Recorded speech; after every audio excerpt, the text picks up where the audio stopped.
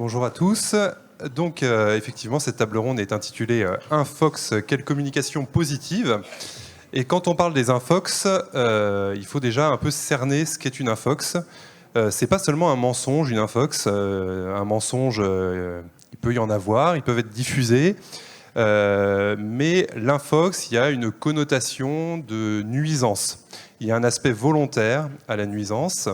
Il y a d'autres termes qui gravitent dans cet univers, donc infox, mensonge, désinformation, là aussi avec un aspect négatif et un aspect de nuisance. Malinformation, c'est encore autre chose.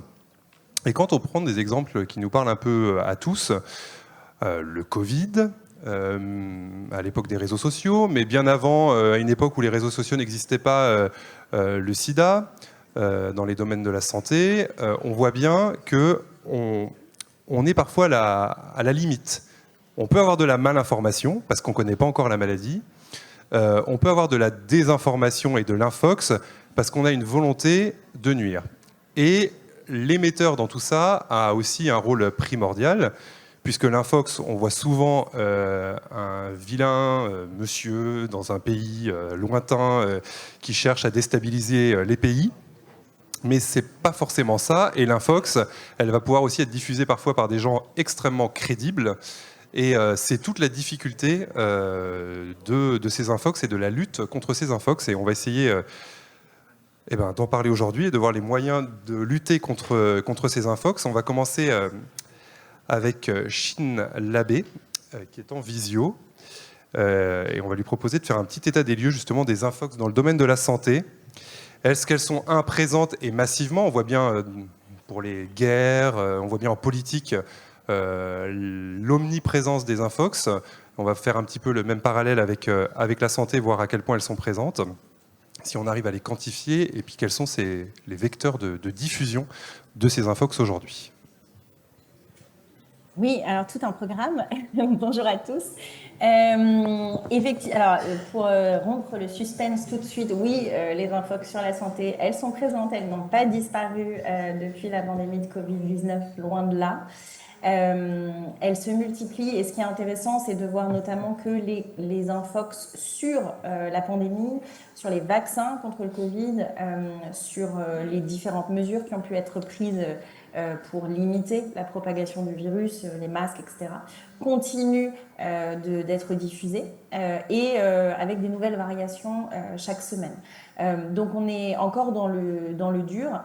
Et ce qui est intéressant, c'est de constater que des infox qui ont pu être diffusés par le passé sur le Covid vont être recyclés pour de nouvelles maladies. Donc on l'a vu avec la variole du singe, on est en train de le voir avec la grippe aviaire, donc parfois des copier-coller de mythes qu'on a vu émerger sur le Covid qui vont être repris juste adaptés à une nouvelle épidémie ou pandémie. Et vous parliez du sida, et en fait on l'a aussi vu avec certains mythes autour du sida. Avec notamment des grandes personnalités qui vont souvent se retrouver au cœur d'infox sur la santé, telles que Bill Gates, qui est souvent, dont on retrouve souvent le nom quand on parle de désinformation liée à la santé. Alors, peut-être deux petites choses que je voulais souligner pour introduire le sujet. C'est d'abord, on est à quelques jours des élections européennes. Et on le voit dans le contexte des élections européennes, la désinformation sur le Covid-19 pour essayer de décrédibiliser l'Union européenne et les mesures qui ont pu être prises, et notamment les campagnes de vaccination, les infox ressurgissent, regagnent en viralité. Donc ça, c'est un premier point très important. Parfois des infox très vieilles, mais juste repackagées, repropulsées à la veille des européennes. Notamment, pour citer un seul exemple, on a eu récemment l'idée que la Commission européenne avait suspendu le vaccin d'AstraZeneca en raison de ses effets secondaires dangereux. Or, en fait, il s'agit d'une demande d'AstraZeneca eux-mêmes pour des raisons commerciales, parce qu'en fait, il n'y avait plus de demande sur le marché pour ce vaccin. Donc ça, c'est une des premières choses qui est intéressante à noter. Une autre chose qui est intéressante quand on parle de santé, c'est qu'on le voit, la mort et ça c'est vraiment depuis la pandémie, la mort de personnalités, de figures publiques est toujours un moment fausse information sur la santé. C'est-à-dire une personne va mourir d'un cancer et puis on va tout de suite lire qu'elle est morte du vaccin contre le Covid sans même savoir si elle a été vaccinée. On l'a vu avec Alexei Navalny quand il est décédé en février en Russie. On l'a vu avec O.J. Simpson aussi. Enfin voilà, c'est quelque chose de très classique maintenant. Et puis, ce qui est important de souligner pour vous, pour toutes les personnes dans l'audience aujourd'hui, c'est qu'on voit beaucoup d'infox encore qui ont un danger immédiat pour la santé publique. On a vu des traitements faux pendant la pandémie de Covid-19, mais ça, c'est encore quelque chose qu'on voit. Et je parlais de la grippe aviaire tout à l'heure. Une fausse allégation qui est en train de circuler en ce moment, c'est l'idée que boire du lait cru non pasteurisé de vaches contaminées à la grippe aviaire, c'est une super bonne idée et ça va vous immuniser contre la grippe aviaire. Évidemment, c'est pas une bonne idée en fait et c'est potentiellement très dangereux. Alors, la deuxième chose que vous me demandiez, c'est est-ce qu'on peut quantifier les infox sur la santé. Alors, on a des outils. Nous, chez NewsGuard, la société pour laquelle je travaille, on le fait. On suit en fait l'engagement sur les réseaux sociaux de telle ou telle fausse information. Ça nous permet d'avoir une idée de la viralité d'une infox. Après, ce qui est compliqué, c'est que par définition, les infox sont multiplateformes. Donc, on va avoir une idée de la viralité sur Facebook, sur Instagram, sur X, mais souvent, elles se démultiplient à l'infini. Et puis, elles vont être aussi sur des sites d'information, sur des blogs, sur des sites de professionnels de la santé parfois. Donc, ça rend difficile de quantifier de manière très, très, très précise. C'est souvent assez imparfait. Et puis surtout, on ne peut pas systématiquement le faire parce qu'il y a tellement d'infox, le volume est tellement exponentiel que c'est difficile de le faire de manière systématique. Et pour finir, juste, vous me demandiez aussi sur les vecteurs de diffusion. Évidemment, les réseaux sociaux, ça c'est l'évidence. Les sites internet, j'en parlais à l'instant, c'est souvent un petit peu moins regardé. Nous, c'est un gros objet d'étude pour nous chez NewsGuard puisqu'on s'intéresse justement à la fiabilité des sites. Et peut-être pour en dire un mot, et on pourra en reparler plus tard, aussi les sites d'information générés par IA. On voit déjà des fausses informations sur la santé être diffusées par des sites derrière lesquels il n'y a aucun être humain. C'est juste des sites générés par IA automatisés. On a sorti un rapport la semaine dernière sur un réseau de plus de 160 sites qui sont générés par IA, qui sont gérés vraisemblablement par un ancien shérif américain devenu propagandiste du Kremlin ces sites ont diffusé déjà des fausses informations sur la santé, notamment sur de prétendus essais cliniques qui auraient eu lieu à Kiev et dans le cadre desquels des enfants ukrainiens seraient décédés. Donc peut-être juste pour finir là-dessus, ce que je voulais aussi dire pour votre audience, qui je pense est très important, c'est que, et vous en avez vaguement parlé dans l'introduction, ce qu'il faut noter pour les infox sur la santé aussi, ce qui est assez particulier, c'est qu'on a beaucoup d'infox qui sont dans le domaine médical, diffusés par des personnes qui ont un pédigré académique ou médical, scientifique. Ce qui leur donne à la fois une aura de légitimité, donc permet aux infox de devenir virales rapidement, parce qu'elles ont l'air par définition crédibles, puisque le colporteur, lui, est, semble-t-il, crédible. Et ce qui aussi présente un risque pour les institutions qui sont liées à ces personnalités, que ce soit un hôpital, que ce soit une revue scientifique dans laquelle cette personnalité a pu publier quelque chose. Et un seul exemple, et puis je m'arrêterai là, en décembre 2023, là, donc très récemment, il y a eu une vidéo d'une pharmacienne française dans laquelle elle disait que le Beyfortus, donc ce médicament contre la bronchiolite, avait augmenté une augmentation de 50% des morts chez les nouveau-nés en France. C'était une fausse information, c'était en fait une déformation des données de l'INSEE sur les décès, les statistiques de décès de nouveau-nés en France. Mais ça, évidemment, ça a permis à cette infox de devenir très très virale, y compris à l'étranger, parce que derrière, il y avait une pharmacienne / biologiste qui, du coup, donnait une grande légitimité à ces infox. Donc voilà, pour un tour d'horizon très, très, très, très, très rapide. Merci beaucoup. Alors, avant de donner la parole à Aude Favre, parce qu'il y a un petit quelque chose technique pour passer de l'une à l'autre, je vais donner la parole à Dr Guido. Sur le terrain, concrètement, quelles sont les conséquences de ces infox pour les praticiens? Et vous qui êtes psychiatre, est-ce qu'on peut comprendre, est-ce qu'on peut expliquer pourquoi les gens adhèrent à ces infox?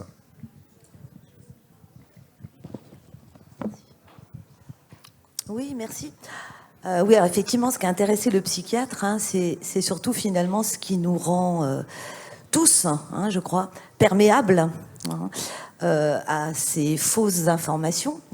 Ces fausses informations, vous l'avez rappelé, c'est important, la désinformation, ça part d'une intention délibérée. Contrairement à la mésinformation, qui est un défaut de connaissance, mais là, il y a une véritable intentionnalité d'induire en erreur. Et moi, ce qui m'a beaucoup interrogée sur ce sujet, c'est notre rapport à la vérité.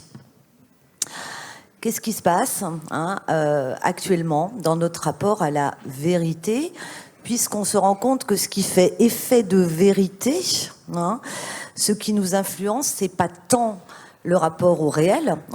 Traditionnellement, la vérité, ça s'attache effectivement à reconnaître ce qui est constaté ou démontré, en particulier scientifiquement. Mais c'est plus vraiment ça qui fait effet de vérité. C'est plutôt ce qui a une résonance subjective pour nous. Et c'est, à mon avis, entre autres facteurs, ce qui peut rendre particulièrement perméable à cette désinformation. C'est-à-dire, la vérité n'est plus une valeur absolue qui est partagée universellement par tous. Et le savoir et la connaissance font place à l'opinion, à la juxtaposition d'opinions. Ça rejoint ce que j'ai entendu ce matin sur les aspects effectivement de communautarisme. Et je crois qu'effectivement, la manière dont la communication s'opère actuellement, ça engendre finalement une juxtaposition de communautés d'opinion, mais pas forcément d'un partage universel de la vérité. Donc on a effectivement le savoir, la connaissance, qui dérive vers l'opinion, les opinions. Alors chacun a des opinions, bien évidemment, mais c'est éminemment essentiel qu'on s'accorde tous sur une vérité, malgré nos opinions divergentes. Et puis ce qu'on observe aussi, c'est que cette vérité, effectivement, qui est mise à mal, elle dérive effectivement vers la croyance. Donc je dis, moi je crois qu'on est tous perméables à ça, soignants, non soignants. Qui n'a pas consulté, même en tant que soignant, des sites sur la santé. Alors les mécanismes qui rendent effectivement ces fausses informations influentes, on les connaît. Il y a déjà cette viralité finalement de l'information. On est envahi, submergé à l'infini par des informations. On sait aussi que les fausses informations vont faire appel à quelque chose de l'ordre de nos émotions. Il va y avoir une résonance émotionnelle qui va effectivement contribuer à nous capter, à capter notre attention. On connaît aussi l'influence ce qu'on appelle les biais cognitifs. C'est-à-dire qu'on va effectivement être davantage réceptif à une information qui corrobore quelque part quelque chose qu'on a déjà un petit peu élaboré dans le raisonnement. Voilà, même si ce quelque chose n'est pas vrai, on va être bien sûr davantage réceptif. Alors, du côté de celui qui, à la fois celui qui émet et celui qui reçoit, il y a vraiment une expression libre de la parole. Alors moi, je ne sais pas si cette expression elle est si libre que ça, elle est plutôt anarchique, me semble-t-il. Et tout à chacun peut s'exprimer, notamment bien sûr sur les réseaux sociaux. Et finalement, moi, il me semble que cette supposée libre expression de la parole, elle renforce notre crédulité. Bon, je parlais tout à l'heure de la vérité, mais je crois que l'autre sujet, c'est aussi notre perméabilité plus importante à la crédulité. Alors peut-être que ça prend appui sur notre besoin de croire, et peut-être aussi sur une défiance, une méfiance à l'égard des discours officiels. Alors, qu'est-ce qui fait qu'effectivement, on est plus méfiant, plus défiant par rapport aux scientifiques, aux politiques, aux journalistes et qu'est-ce qui fait qu'on a finalement, beaucoup plus facilement qu'avant, le réflexe de remettre en cause une vérité qui finalement ne fait plus sens pour nous. Je crois que c'est important aussi d'interroger sous cet angle-là.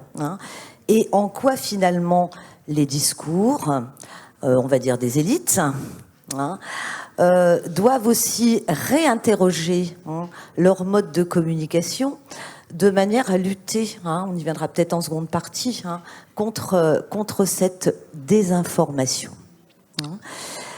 Alors, moi pour terminer, je dirais juste aussi que tout ça prend appui aussi sur une tendance effectivement à une revendication individualiste, où on voit bien que certaines personnes se déclarent sur les réseaux sociaux comme des apprentis experts, une espèce de revendication à dire ce qu'on pense, ce qui n'a finalement pas grand sens, dans la mesure en plus où il y a complètement ce leurre du partage.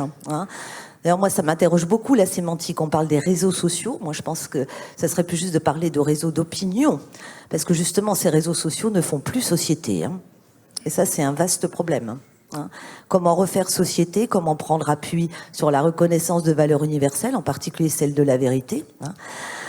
Et puis, je terminerai juste mon propos en disant que ces questions sur l'interrogation de la vérité, elles ne sont pas que contemporaines, elles ont animé toute la philosophie depuis Platon. Platon s'était opposé aux sophistes, et Platon, effectivement, opposait le dire vrai au bien dire. Donc ça, c'est pour être un petit peu porteuse d'espoir et dire que ces sujets, ils traversent effectivement les siècles, et que c'est peut-être justement... on est amené, je pense, à nous interroger beaucoup. C'est une opportunité aussi de le faire pour sortir un petit peu de cette juxtaposition de communautés d'opinion qui ne font plus lien, qui ne font plus sens et qui altèrent la culture commune et le bien commun. Merci. On va donner la parole à Aude Favre, qui est journaliste. Et avant, en deuxième partie, d'aller voir les solutions qu'on peut apporter face à ces infox. On voulait discuter avec Aude Favre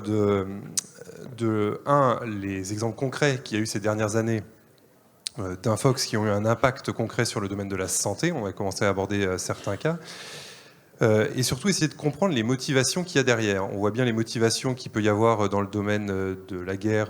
Quand il s'agit de déstabiliser un pays, on voit bien pourquoi on fait des infox. On peut comprendre en politique l'intérêt de déstabiliser un adversaire politique pour des motivations certes peu louables, mais on peut en tout cas comprendre ce qui guide ça. Dans le domaine de la santé, là, il s'agit plutôt généralement d'induire les gens vers de faux traitements, de mauvais traitements. On peut se demander ce qui guide ces fake news dans le domaine de la santé, où on pourrait imaginer pour le coup qu'il y a un espèce de consensus. Donc je vous laisse la parole, Aude Favre. Merci beaucoup. Est-ce que vous m'entendez? Oui, bien. Ok, super. Bon, je vous remercie. Je suis ravie d'être là. C'est vraiment hyper intéressant. Alors, pour parler de qu'est-ce qui guide ces fameux... il y avait deux volets dans votre question. Il y a qu'est-ce qui guide ces producteurs, on va dire, de fake news, qui sont, je rappelle, quand même des minorités, vraiment des minorités agissantes, quoi. J'étais en train d'essayer de rechercher les chiffres, mais je crois que c'était à peu près une centaine. C'était peut-être NewsGuard qui l'avait sorti d'ailleurs, ce chiffre, je ne sais plus, mais que c'est 50% de la désinformation sur le virus émanait d'une toute petite, d'une poignée de personnes quelque part, d'une centaine de personnes, 111 personnes. J'ai le souvenir d'avoir vu beaucoup commenté par beaucoup de gens ce genre de données.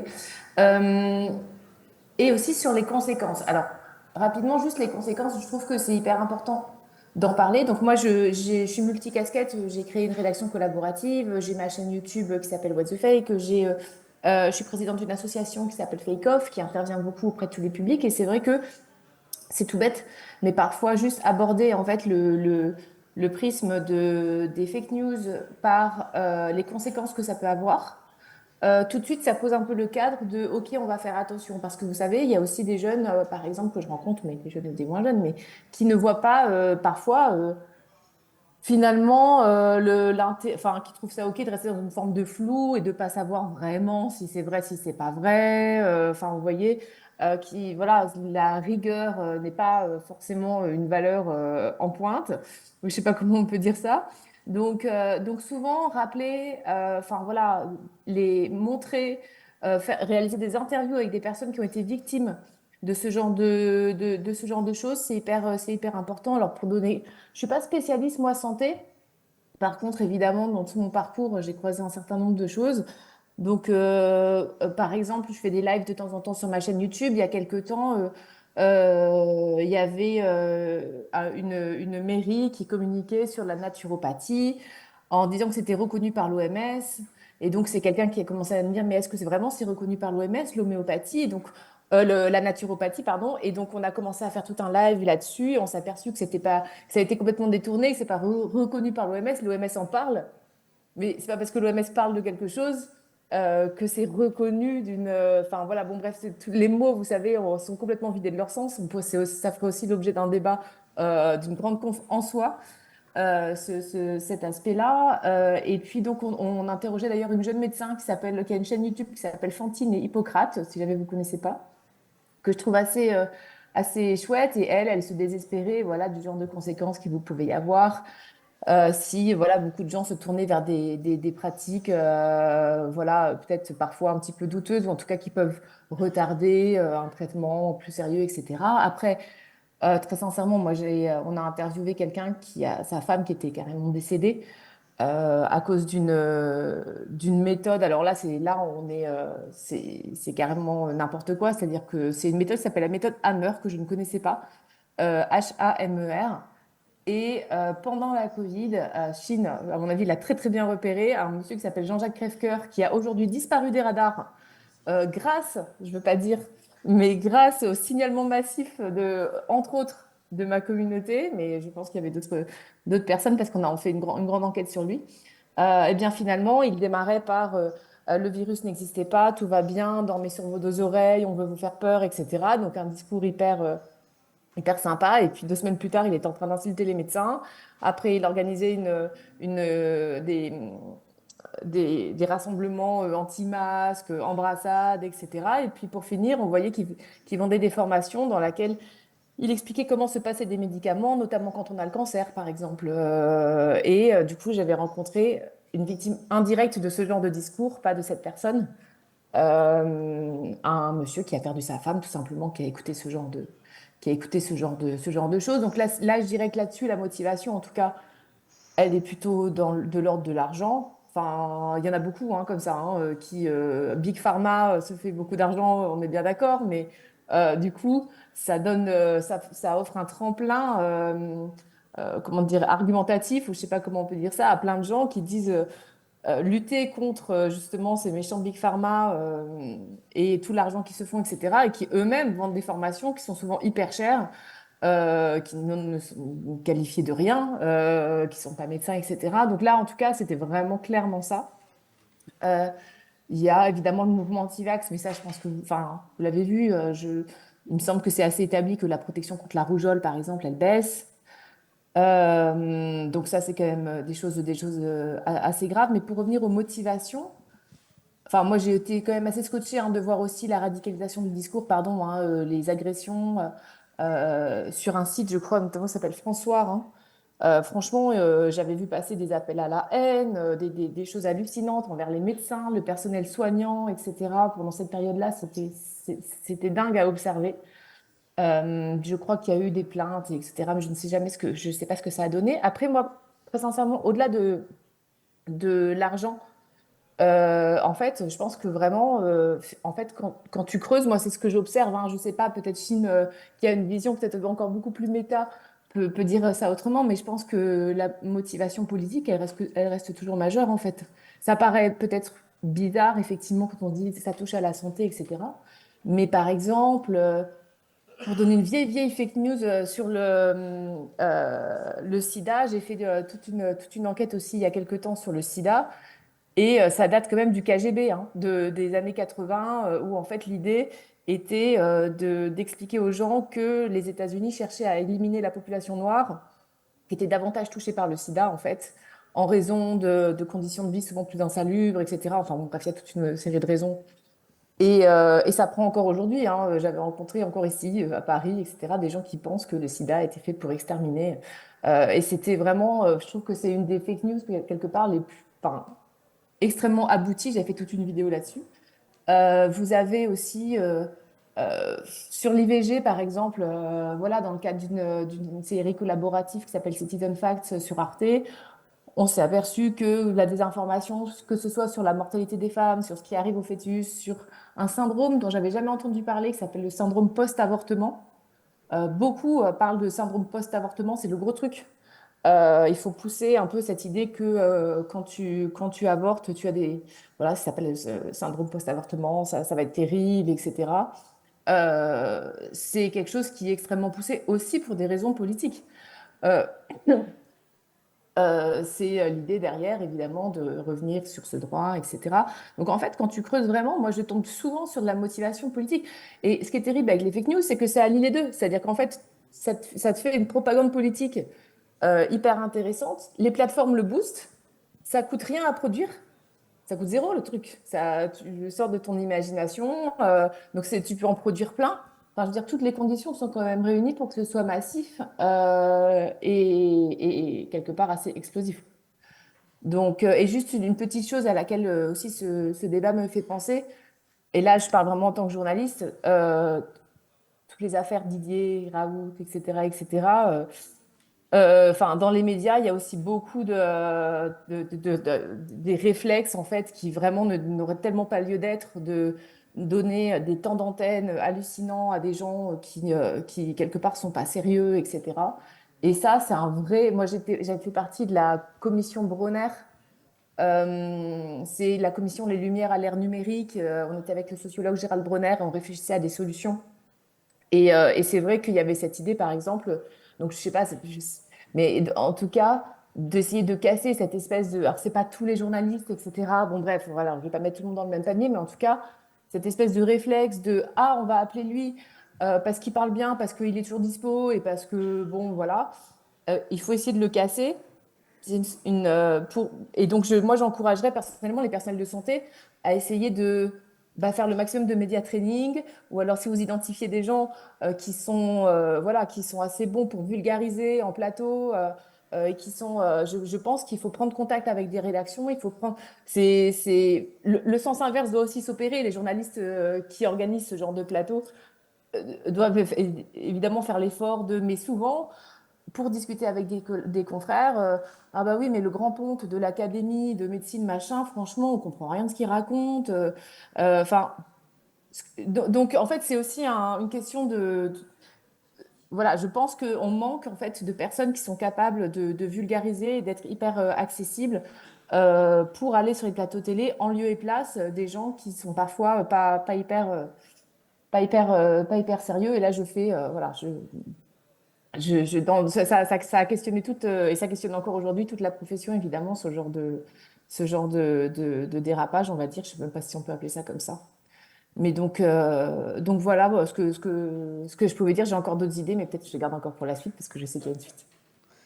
Merci beaucoup. Alors, la transition est toute trouvée avec Nathalie. Avant d'arriver sur la partie 2, où on va réfléchir à comment on pourrait faire en sorte qu'en amont des infox, on puisse communiquer ou en tout cas détruire ces infox, mieux y répondre. Nathalie, toi, dans une institution, comment fais-tu pour réagir à une infox une fois qu'elle est déjà diffusée ? Bonjour à tous. Donc nous, à la direction de la communication, on va déjà essayer de voir quel est l'impact de l'infox, c'est-à-dire qu'on va recevoir ou parcourir différentes infox, donc on va s'attacher à voir un peu sa viralité, sa crédibilité, quel est le sujet de cette infox, si notre CHU est ciblé dans la fox. Et à partir de là, on va prendre plus ou moins la décision de répondre.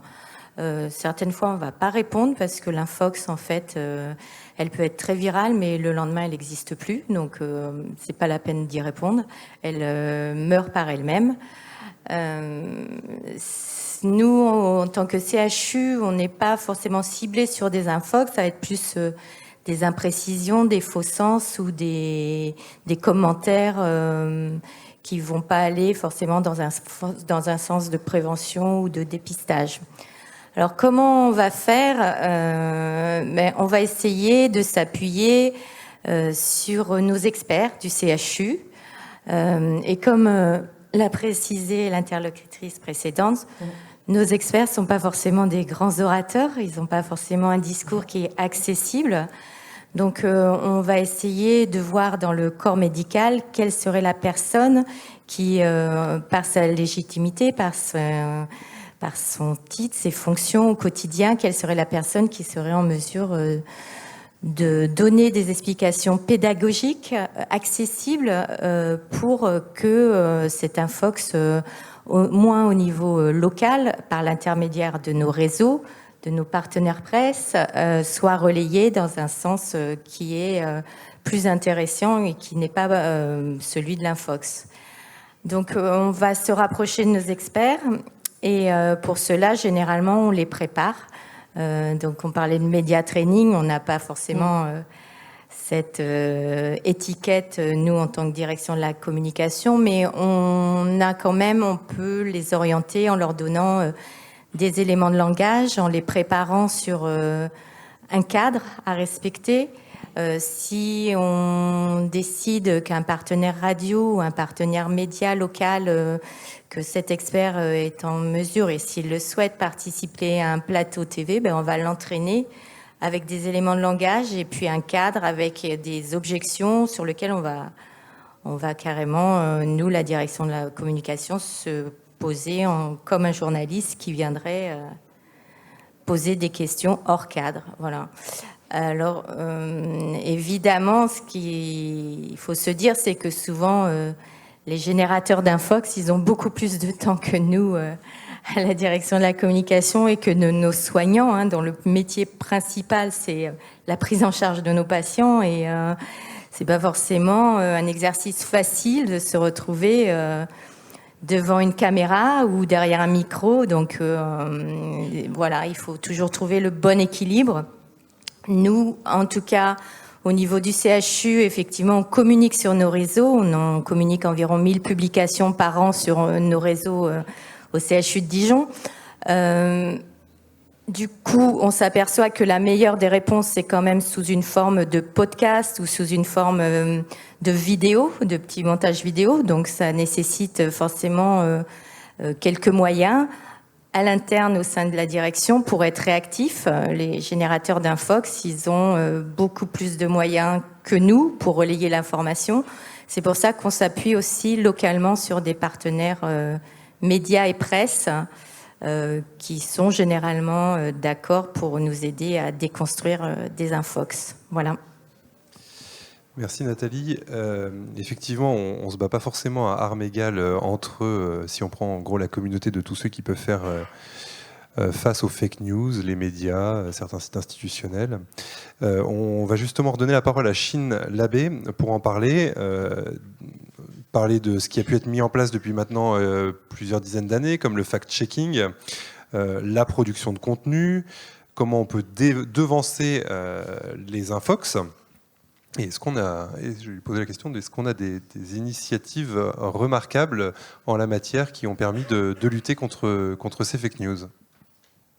Alors, je pense que le fact-checking est et reste hyper important, d'autant plus, comme je le disais en introduction, qu'on le voit, il y a énormément en fait, de récits sur la santé, c'est très spécifique à la santé, qui vont en fait être recyclés, voire être des copier-coller de choses qu'on a déjà vues par le passé. Donc à partir du moment où vous avez fact-checké telle fausse information sur le Covid, qu'elle ressort sur la variole, ça va très vite en fait de l'adapter et de répondre sur ce sujet. Pareil si ça ressort sur telle autre pandémie demain. Une fois que vous avez fact-checké le bienfait des masques dans le cadre du Covid, si ça ressort sur un autre sujet, vous l'avez déjà. Donc en fait, ce travail, il est hyper utile. Et il peut être réutilisé. Donc, il ne faut pas penser que c'est une perte de temps. C'est un travail qui sert sur le long terme. Le problème, c'est qui émet le fact-check, qui va porter cette parole, puisqu'on le sait, il y a une défiance envers les institutions. La première intervenante en parlait. Il y a une défiance à la fois envers les personnels de santé et à la fois envers les journalistes. Donc il y a cette question de qui va émettre le fact-check, mais je pense que vous en parliez à l'instant sur les directions de la communication, cette inégalité entre les moyens et les relais, c'est là où je pense que c'est important, justement. Face à cette défiance, on ne peut pas juste avoir une personne qui va porter la vérité sur tel ou tel point.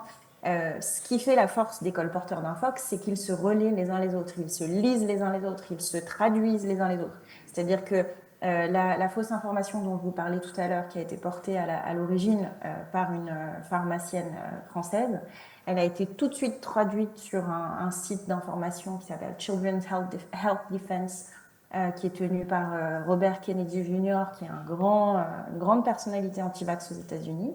Et ça y est, c'était dans le monde entier, c'était dans toutes les langues. Donc, je pense que face à ça, ce qu'il faut se dire, c'est que peut-être que les directions de la communication de tous les hôpitaux de France doivent travailler ensemble, doivent se relayer. Peut-être que les scientifiques doivent se relayer les uns les autres. Ça, c'est hyper important parce qu'effectivement, on n'est pas à armes égales. Après, ce qui est sûr aussi, c'est que le fact-checking seul, qui est par définition dans la réaction, ne suffit pas, notamment parce que, comme je pense on le sait tous, il y a un volume qui est juste délirant. Pour vous donner juste une idée, dans les 3 premiers mois de la pandémie, il y a eu une augmentation de plus de 900% du nombre de fact-checks en langue anglaise. Ça, c'est le Reuters Institute qui avait mesuré ça. Donc, quand on sait ça, on se dit oui, bon, effectivement, on ne peut pas juste faire du fact-checking, on ne pourra jamais tout fact-checker. Du coup, face à cela, nous, ce que nous, chez NewsGuard, mais ce que beaucoup d'autres acteurs de la lutte contre la désinformation préconisent, c'est par opposition au fact-checking, le pre-bunking. Donc, qu'est-ce qu'on entend par pre-bunking? C'est venir, en fait, avant la diffusion de l'infox, aller à la fois essayer de muscler la résilience contre la mésinformation des gens, donc aller donner des outils pour en fait être plus résilient face à la mésinformation, des sortes de vaccins contre la mésinformation. Et puis aussi aller, au lieu d'aller fact-checker telle information, nous, par exemple, ce qu'on va faire, qui est aussi du pre-bunking, c'est aller dire, telle source, on va analyser la source, on va vous dire, attention, cette source, elle diffuse beaucoup de fausses informations, et donc, quelle que soit l'information que vous êtes en train de lire émise par telle source, même si elle n'a pas encore été fact-checkée, parce que le fact-checking, ça prend du temps, beaucoup plus que de diffuser une fausse information, vous pourrez vous méfier et peut-être pas participer à sa viralité. Donc, il y a des gens qui vont aussi... Donc ça, nous, c'est ce qu'on fait. On a une extension de navigateur qui vous renseigne sur la fiabilité des sources. Et c'est justement cette idée de pre-bunker. Et d'autres vont aller faire des jeux vidéo pour essayer de mettre les citoyens face aux mécanismes des infox pour essayer de leur permettre de les repérer en ligne. Ça, c'est hyper intéressant aussi. Donc, tout ce mouvement, je pense que c'est important. Et ce qui me semble important de souligner, parce que ça a été évoqué avant, le fait de est-ce qu'il faut répondre ou pas, ce qui est important, je pense, c'est que les infox qui vont viser des hôpitaux, des docteurs, des infirmiers, vont endommager la réputation des institutions, ça, c'est une évidence. Et en fait, on le voit que quand les institutions font le choix de rester silencieux, malheureusement, c'est souvent pas un bon choix parce que on voit que ça devient des infox qui perdurent dans le temps. Ce qui ne veut pas dire que répondre va être suffisant pour tuer l'infox. C'est plus compliqué que ça. Mais en tout cas, rester silencieux, c'est pas toujours, ou en tout cas prendre du temps à répondre, ça peut être assez désastreux. Et on l'a vu notamment sur une infox que vous avez peut-être vu circuler pendant la pandémie de Covid-19 dans le Tennessee aux États-Unis, où on avait cette infirmière, Tiffany Dover, qui avait été vaccinée contre le Covid en direct à la télé pour inciter davantage de citoyens à se faire vacciner. Et qui ensuite avait été interviewée, s'était évanouie en direct parce qu'elle elle s'évanouit souvent, c'est juste l'état de fait de cette femme. Et ensuite, il y a eu une infox qui a circulé selon laquelle elle était décédée en fait en raison du vaccin. Et l'hôpital a mis plusieurs jours à réagir et cette infox, elle a vraiment circulé pendant très très très très longtemps. Ça a été difficile de la faire taire. Donc je pense que pour les hôpitaux, il y a la nécessité d'avoir une communication positive, notamment sur les sujets dont on sait qu'ils sont persistants, donc les vaccins, l'aluminium dans les vaccins, enfin il y a des sujets dont on sait qu'ils sont l'objet de mésinformation et donc exister sur le sujet. se relayer les uns les autres parce que les adversaires, c'est ce qu'ils font. Donc, essayer de nous aussi relayer ce qu'écrivent. Voilà, ou de parler d'un super compte YouTube. Bah, pourquoi pas, si la direction de la communication d'un hôpital n'a pas les moyens de faire sa propre vidéo, son propre sujet sur le sujet, relayer ça s'il s'avère que c'est pertinent. Et communiquer assez rapidement sur les infox qui les visent. Et je pense aussi, il y a une réflexion à avoir pour les personnels de santé, pour les hôpitaux, et comment on peut outiller nos propres employés pour ne pas tomber dans la désinformation, parce que comme ça a été dit par d'autres intervenants, on peut tous tomber dans le piège des infox, et les personnels de santé aussi peuvent se faire avoir par des infox sur la santé, parce qu'on est sur des sujets compliqués. Si on est neurologue, ben, on n'est pas pédiatre, vice-versa, et qu'on peut aussi tomber dans le piège des fausses informations. Donc nous, par exemple, on a cette extension de navigateur qui peut permettre aux gens de savoir à quelle source se fier ou pas quand vous naviguez en ligne. Il faut s'interroger sur voilà, quels autres outils existent qu'on pourrait fournir à nos employés pour s'assurer que eux, en tout cas, contribuent pas à la viralité des infox, puisque le grand sujet aujourd'hui, on ne fera pas disparaître les colporteurs d'infox, en tout cas pas les plus convaincus, mais c'est essayer de faire diminuer le bruit et la viralité pour qu'il y ait moins d'impact et de danger à la fois sur la réputation des institutions, mais surtout sur la santé publique, bien sûr. Merci beaucoup.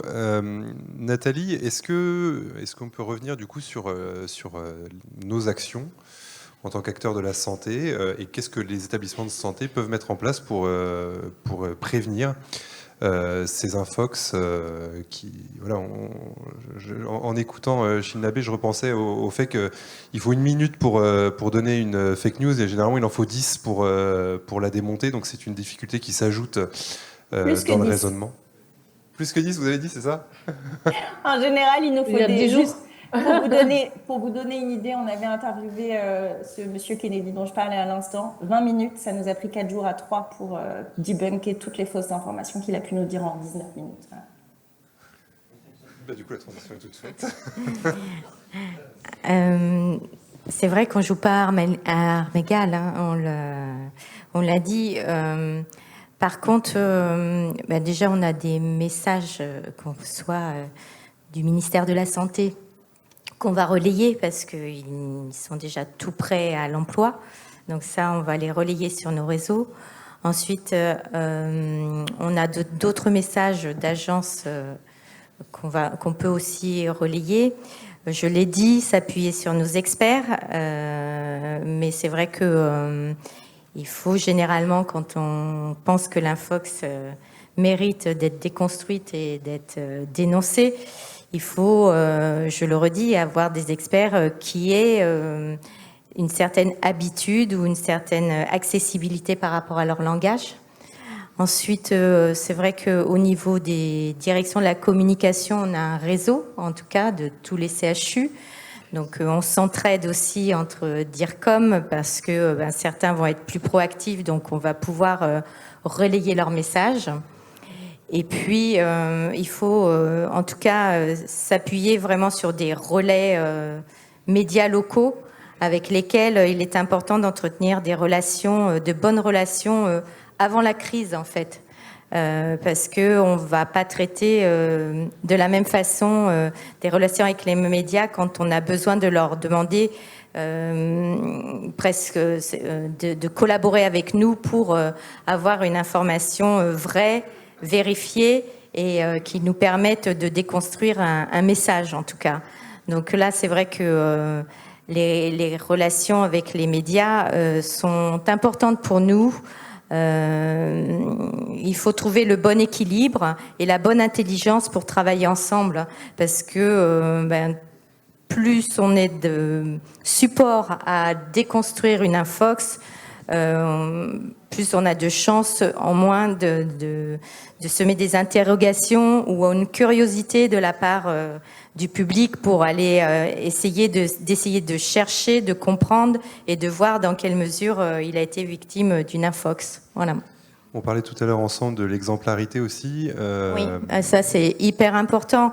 On parlait de ça parce que on a fait des petites vidéos et on a tous vu nos soignants interviewés pendant la période Covid où on disait que le port du masque c'était important. Et puis finalement, on avait un soignant qui allait parler et il avait le masque sous le nez. Donc c'est un petit exemple. Mais si on veut déconstruire une infox, eh ben, l'exemplarité dans notre message, elle est aussi importante. Merci Nathalie. Docteur Guido, pour les professionnels de santé, quel rôle vous pouvez jouer? On sait que l'émetteur est très important pour déconstruire ça. Quand c'est le gouvernement qui adresse un message, il y a moins de confiance que quand c'est un CHU qui a moins de confiance que si c'est le médecin de famille ou le médecin traitant qui va adresser ce message. Oui, alors, oui, ça marche, oui. Oui, tout à l'heure, j'évoquais le besoin de croire, hein, et de croire en quelque chose qui n'est pas forcément vrai. Je pense qu'en parallèle, hein, il y a aussi une plus grande intolérance au doute. On supporte de moins en moins de douter, hein, et par voie de conséquence, on est davantage perméable aux soupçons. Hein. Quand on supporte pas de douter, hein, on soupçonne. Et je crois qu'effectivement, hein, je parlais tout à l'heure de cette méfiance, de cette défiance, hein, à l'égard des élites, des discours officiels, et même à l'égard des acteurs de la santé, y compris de proximité. Hein. Alors, la proximité, on sait qu'elle est aussi mise à mal. Hein. Notre système de santé fait qu'il est quand même de plus en plus compliqué d'accéder aux soins, donc d'accéder aux soignants. Ça, c'est la première remarque que je ferais. Hein. Et puis, deuxième remarque sur la nature de la communication. Alors moi, je ne sais pas ce que c'est qu'une communication positive. Moi, je préférerais parler de communication loyale. Hein. Et ce qui me semble, dans la relation soignant-soigné fondamentale, c'est de ne jamais perdre de vue, hein, la nécessité essentielle d'établir une relation et un lien de confiance. Et c'est bien cette confiance qui permettra de lutter contre les croyances. Hein. Voilà, je crois en préambule, faut le dire. Hein. Alors bien sûr, hein, ça fait déjà de nombreuses années maintenant qu'on exhorte les soignants à donner toute l'information aux patients, mais la relation de confiance, elle ne se base pas uniquement, hein, sur la transmission d'une information, elle se base sur un partage, sur un échange, hein, et aussi, je pense, de la part des soignants, qu'il s'agisse des médecins, des infirmiers, peu importe, hein, mais sur aussi notre humilité à reconnaître que parfois nous ne savons pas. Et je trouve que ça aussi, c'est un peu une perte actuellement. Hein. Enfin, il faut tout savoir, et puis on a toujours peur de passer pour un ignorant, hein, ou quelqu'un d'insuffisamment compétent si on met en avant, hein, l'humilité. Et moi, je crois que si on met davantage en avant notre humilité, ça va détricoter un petit peu cette tendance au soupçon. Ça me semble vraiment essentiel. Donc je dirais la relation soignant-soigné, c'est vraiment la base. Hein. Autre chose, tout à l'heure il était question effectivement de faire intervenir des experts, mais qui étaient de bons orateurs, hein, voilà, capables effectivement de faire passer des messages clairs, etc., avec du charisme. Bon, il faut aussi se méfier du charisme, hein, parce qu'avec le charisme on peut faire passer n'importe quoi. Mais moi je dirais que peut-être une des options, ça serait de réconcilier le savoir théorique et clinique des soignants et le savoir expérientiel des patients. Et ça me semblerait intéressant justement que les médias s'attachent à ça, hein, et nous tous dans nos institutions, comment rétablir la confiance, comment réconcilier d'une certaine manière le soignant et le patient, mais c'est véritablement en mettant en avant ce partage nécessaire entre le savoir des professionnels et le savoir expérientiel des patients. Parce qu'on voit bien aussi que un certain nombre de fake news, alors on l'a dit, hein, elles concernent parfois les traitements des maladies, elles ont des effets tout à fait nocifs, mais elles concernent aussi souvent tout ce qui touche à l'hygiène de vie, le bien-être, voire même la beauté, enfin, etc. Hein, tout ce qui touche finalement hein, à la qualité de vie aussi, etc. Hein, donc il faut aussi que les professionnels de santé s'attachent à ça. Hein. Peut-être aussi que dans les fake news, si on prône les médecines douces, ben je crois qu'on est tous là aussi pour réfléchir au fait que notre exercice de soignant soit le plus doux possible, quelles que soient les prescriptions sur lesquelles on s'appuie. Hein. Voilà, moi je voulais vraiment insister là-dessus. Hein. Et puis, bien évidemment, pour combattre la désinformation, je pense qu'il y a des mesures à grande échelle à avoir. Hein. Alors, bon, moi j'ai appris ça, je le savais pas, hein, je sais pas si vous le savez, j'ai appris ça en travaillant un petit peu le sujet. Il y a l'INSERM, hein, qui a créé à partir de 2018, donc sur son site, Canal Détox. Hein, effectivement, c'est un onglet qui permet, en appui sur des vidéos assez ludiques, hein, de finalement de riposter à la désinformation et d'envoyer effectivement des messages et de rétablir un peu la vérité. Hein. Il y a aussi à l'INSERM une cellule qui s'appelle la cellule Riposte, hein, qui est composée d'une centaine de chercheurs qui s'engagent effectivement hein, dans un délai très court, en quelques heures, hein, de pouvoir effectivement riposter hein, à la désinformation et qui font tout un travail donc de relais auprès des médias. Je suis pas trop longue, je vais juste terminer aussi. Je crois que les moyens pour lutter contre la désinformation, ils sont multiples. Hein. Ils sont d'ordre éducatif, ils sont d'ordre technologique aussi, ils sont d'ordre réglementaire et ils sont d'ordre coopératif. Éducatif, moi je pense qu'effectivement, il faut promouvoir l'éducation au sens critique. Peut-être aussi l'éducation à la culture scientifique, à la culture de la santé. Hein, c'est indispensable aussi, hein, c'est-à-dire que ça devrait faire partie finalement de la bonne formation civique de nos citoyens. Je parlais de mesures technologiques, bah oui, hein, comment on traque, on repère hein, toutes ces fake news. Donc là, il nous faut des moyens bien sûr techniques. Hein, utilisons les moyens numériques pour ça, hein, pour lutter contre cette invasion. Des moyens réglementaires, ça pose la question des sanctions. Hein, par rapport effectivement à ces personnes qui diffusent non seulement des fausses informations, mais des informations potentiellement tragiquement nuisibles. Hein. Des questions donc aussi d'ordre coopératif, parce que je pense que c'est à des échelles différentes, à un moment donné, c'est aussi dans une coopération internationale hein, qu'on pourra lutter contre tout ça. Hein. Une dernière petite remarque, j'ai lu aussi, et c'est intéressant, que finalement, utilisons aussi le numérique, hein, il ne faut pas le diaboliser, pour combattre ça, et peut-être aussi des influenceurs, mais dans le bon sens du terme. J'ai lu que, alors Marine L'Orphelin, je ne sais pas si vous vous souvenez de qui il s'agit, hein, c'est quelqu'un qui a été très médiatisé, Miss France, etc. Il se trouve qu'elle est médecin, hein, et que effectivement, elle a un réseau d'influence, et elle est engagée aussi, voilà, pour détricoter hein, cette post-vérité et retisser hein, du lien de vérité voilà, entre tous. Oui, on reviendra justement en conclusion sur ces initiatives qui sont un peu remarquables, notamment celle de Marine L'Orphelin, mais ils sont quelques-uns. Je retiens aussi de ce que vous avez dit, le fait de dire on ne sait pas, ou des fois même on sait, et on ne le dit pas, et je pense que c'est d'autant plus important sur les infox que les plus redoutables sont celles qui ont une part de vérité. On s'appuie sur un fait réel et on va broder tout autour plein d'infox. Et c'est souvent le cas, notamment avec les vaccins. On va prendre un effet indésirable, un effet secondaire. On va broder dessus. Il est vrai. Et plutôt que de déconstruire et de dire oui, c'est vrai, c'est quantifiable, c'est peu fréquent, mais c'est bien vrai, le fait de ne pas répondre là-dessus va laisser proliférer cette infox.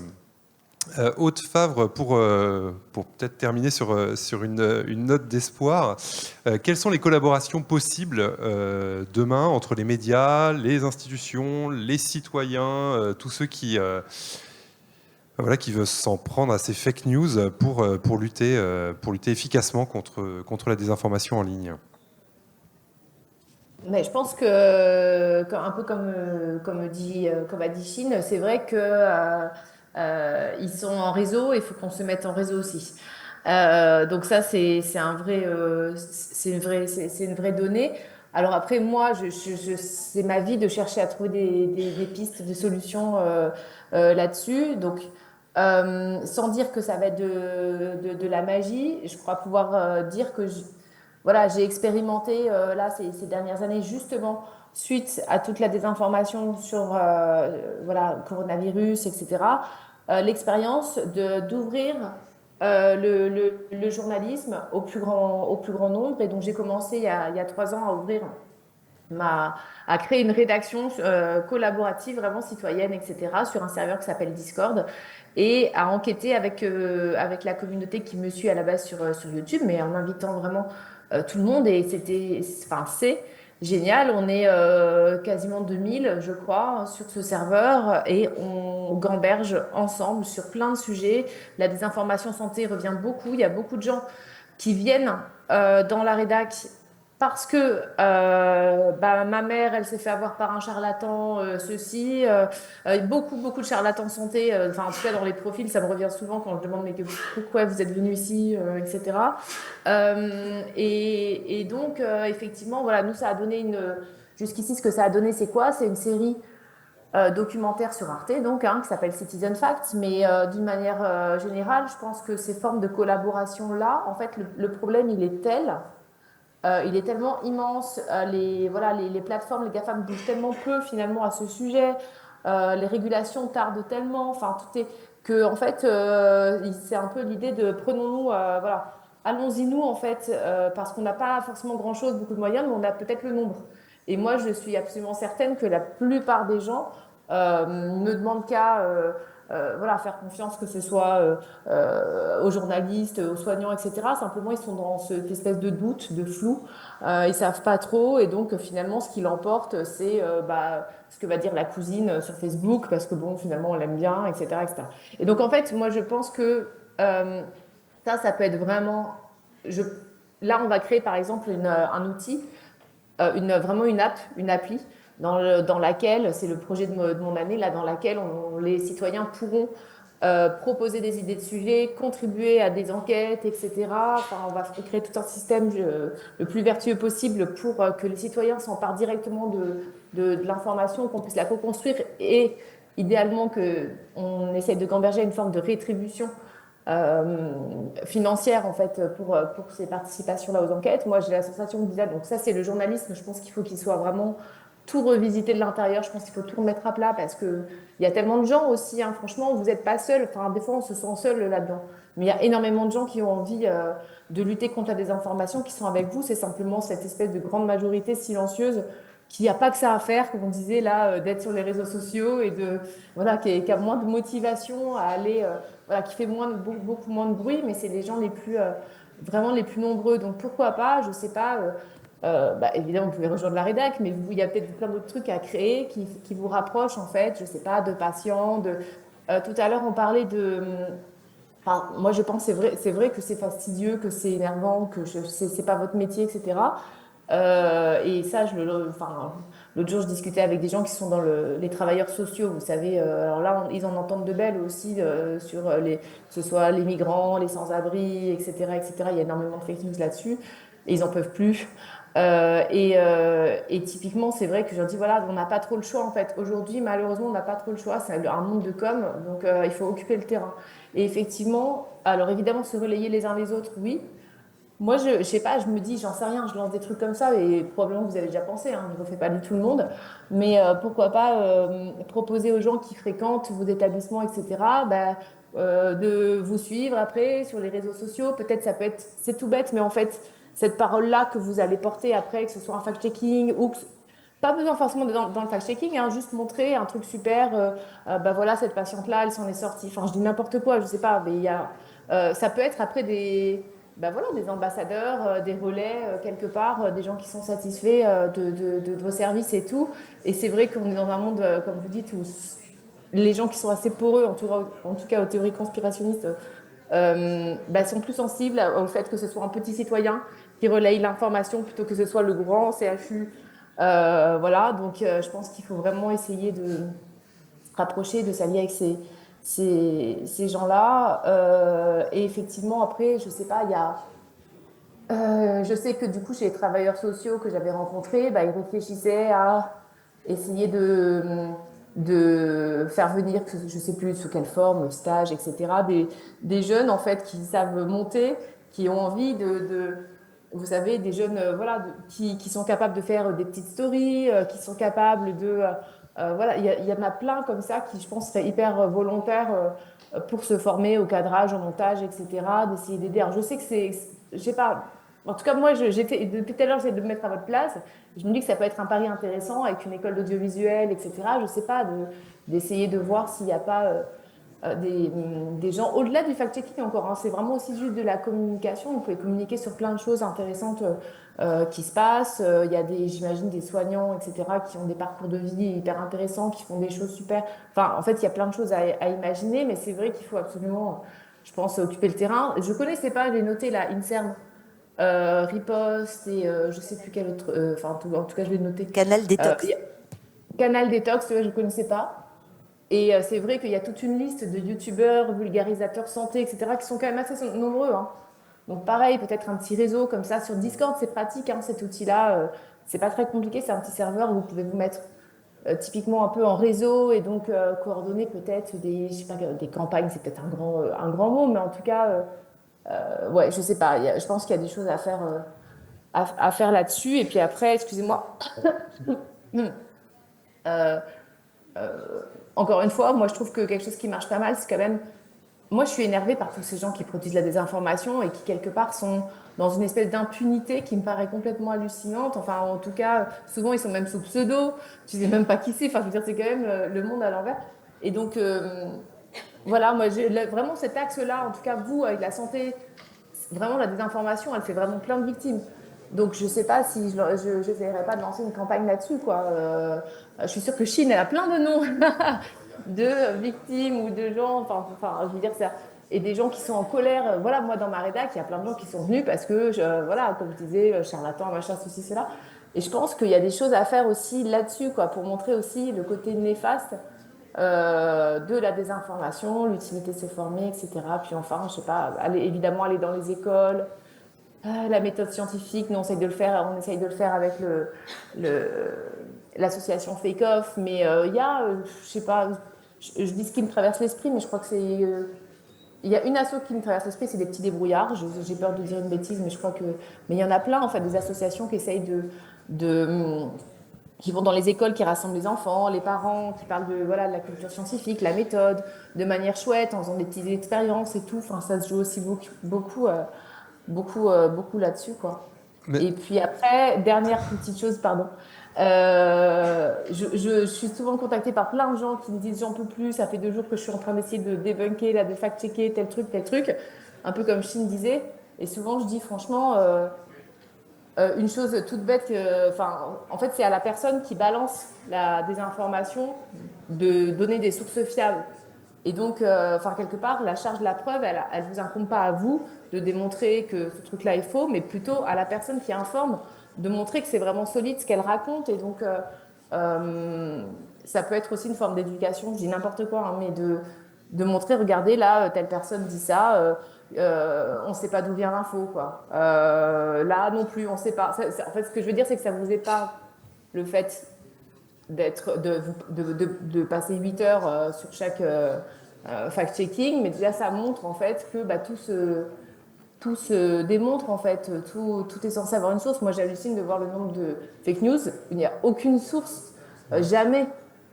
C'est des trucs tout bêtes, mais bon voilà, écoutez, en tout cas, c'est pas facile et j'ai beaucoup de respect pour ce que vous faites et le combat que vous essayez de mener.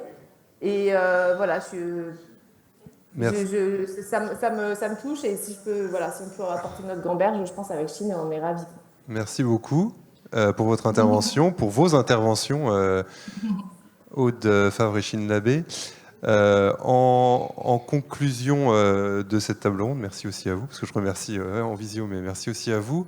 En conclusion de cette table ronde, peut-être une raison d'espérer et deux, une ouverture sur ce qu'on pourrait imaginer. La première raison d'espérer, vous le savez, YouTube est une des premières plateformes en France. C'est même le premier média en fait en France, YouTube.